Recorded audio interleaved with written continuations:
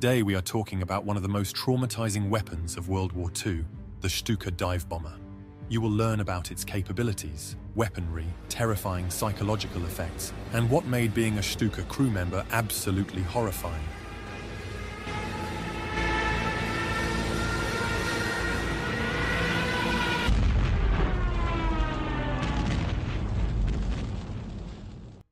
After World War I, Germany was forbidden from developing or producing weapons. However, when the Nazis came to power in 1933, they completely ignored this prohibition and, in absolute secrecy, began developing new weapons in preparation for another global conflict. To bypass these restrictions, the Junkers Company designed the K-47 as a civilian aircraft that could later be adapted for military purposes. The K-47 was a rugged two-seater fighter with twin rudders and a rear gunner position. It was an experimental step toward creating a dive bomber capable of precision attacks. The concept of dive bombing became a central focus as Germany sought ways to enhance the accuracy of its airstrikes. By converting the K-47 into a prototype dive bomber, engineers conducted early tests to explore the feasibility of steep descent attacks. However, the Stuka would take this role a step further, actually several steps further. Before continuing with the Stuka, let's first explain what dive bombing actually means. Traditional bombing was based on bombers flying horizontally, releasing bombs at high altitudes to avoid anti-aircraft fire. Because of the rudimentary technology of the time, they weren't very accurate, resulting in a large percentage of bombs not hitting their targets and wasting resources. On the other hand, dive bombers, instead of relying on guesswork for accuracy, would descend at great speed at steep angles of 60 to 90 degrees directly towards their target. This way, pilots had a clear view of their target, placing the bombs exactly where they wanted, effectively hitting bunkers, bridges, and even vehicles. Much fewer bombs were wasted, and a greater number of targets were destroyed. We'll tell you more about this technique in a bit to show you how terrifying it was both for the pilots and those on the receiving end on the ground. During these tests, a crash occurred in which the pilot and engineer were killed. During the dive with the prototype, the whole tailplane simply broke off, leading to the catastrophic accident.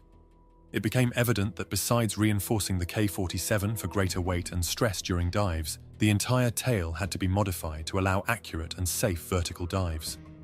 After many setbacks and experimenting with various solutions back and forth, eventually the Ju-87 Stuka took shape as a highly specialized dive bomber with an interesting addition of a psychological warfare method. When it finally entered production, the Stuka had some really unique characteristics for that time. Inverted gull wings reduced drag and improved stability. It was operated by a pilot protected by a rear gunner with an MG-15 machine gun, but this made the Stuka quite vulnerable when operating without fighter escorts, as the single small caliber machine gun couldn't offer much protection.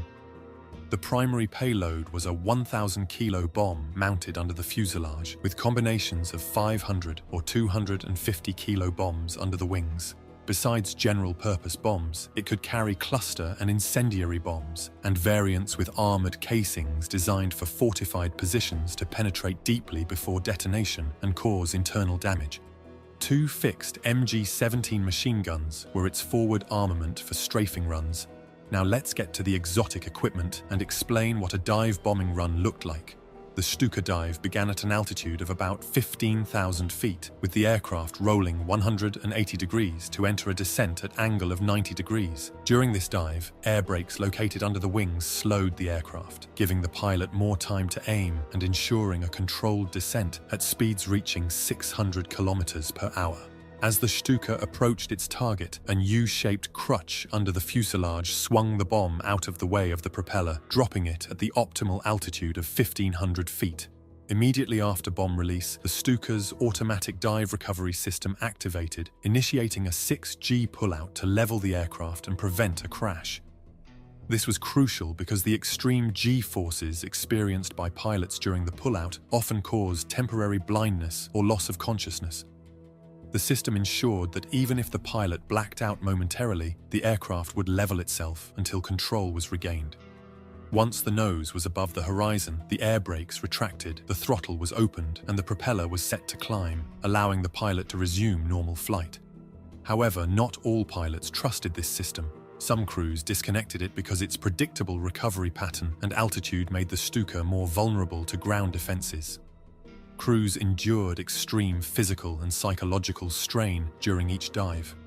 And of course, the feature that made the Stuka so infamous, its so-called Jericho trumpet. As the Germans sought to gain every possible advantage over the enemy, psychological warfare was certainly one of their key strategies. In addition to delivering devastatingly accurate bombing runs, the aircraft served as a tool to terrorize both soldiers and civilians. The sheer sight of the aircraft vertically diving toward its target was enhanced with a simple device that created a terrifying and extremely loud, high-pitched wailing shriek. The tone was deliberately chosen to be extremely unsettling, resembling a scream that intensified as the aircraft accelerated in its dive. It could be heard over vast distances, even before the Stuka itself was visible, making you certain that bombs were about to strike, yet you had no idea where. This simple technique to terrorize its victims proved highly effective. It traumatized everyone near the receiving end of a Stuka strike, spreading mass hysteria and panic among both civilians and soldiers. Since it created additional drag, the siren could be removed or disabled depending on the mission, such as when stealth or speed was needed against well-defended targets. Later in the war, it was mostly phased out to improve operational efficiency. On the morning of August 15, 1939, during a dive bombing demonstration in secret preparation for the invasion of Poland, 13 Stuka bombers crashed almost simultaneously, killing all 26 crew members. The planes dove through clouds, expecting to drop their practice bombs and pull out once below the cloud cover. However, the cloud ceiling was too low, and unexpected ground mist gave them no time to recover, leading to the tragic accident. Stuka prototypes made their secret combat debut during the Spanish Civil War, where they immediately showed their effectiveness in bombing missions. Their real deployment came during the invasion of Poland, where coordination with ground forces had been perfected, devastating Polish infrastructure and troop movements. Bridges, bunkers, and railroads were destroyed with pinpoint accuracy, quickly paralyzing Poland's defense. Also, the siren was something new at this point, never heard before, which added to the horror of blitzkrieg tactics. Stukas would dive and bomb in waves as part of a meticulously coordinated tactic, working closely with ground forces with real-time radio communication.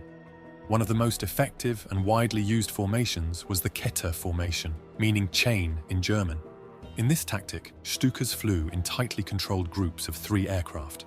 Each Kette would execute their dive bombing runs sequentially, with one plane diving to attack while the other 2 maintained altitude, awaiting their turn. This method ensured a continuous bombardment of the target, maximizing destruction and overwhelming enemy defenses. A more extensive variation was wave attacks. While one wave carried out its bombing run, others would rearm and refuel at nearby airfields, keeping the pressure almost constantly on the target. Stukas then supported the push in France, even helping in neutralizing the heavily fortified Eben-Emael fortress in Belgium, previously considered impregnable. Stukas were used to attack weak spots, assisting paratroopers in capturing and securing positions. The Stuka quickly became a symbol of Luftwaffe dominance early in the war. Then the Battle of Britain came, and against a well-organized defense, the Stuka's limitations became apparent. British fighter planes such as the Spitfire and Hurricane exploited the Stuka's slower speed and lack of effective protection to intercept and shoot them down. Stukas, without fighter escorts, were easy targets for Allied fighters and needed to be escorted by Messerschmitt fighters. After catastrophic losses of entire squadrons of Stukas, the Luftwaffe was forced to withdraw them from the Western Front. However, its job was far from over. With the invasion of the Soviet Union, the Stuka was heavily employed again. Precision bombings of Soviet infrastructure and troop concentrations allowed Germany to punch through vast regions of the Soviet Union and almost reach Moscow. One of the Stuka's most significant roles was tank busting. The Ju-87G model, introduced in 1943, was equipped with twin 37mm flak cannons mounted under its wings. Stuka Panzernacker squadrons became specialists in hunting Soviet tanks.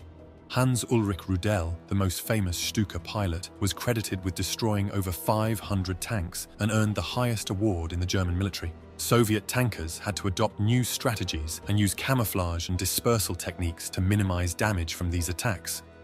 Even traps were set for Stukas, with fake tank formations made of wood, arranged in tight clusters, and anti-aircraft guns hidden nearby, ready to ambush the bombers as they dove to attack the decoys.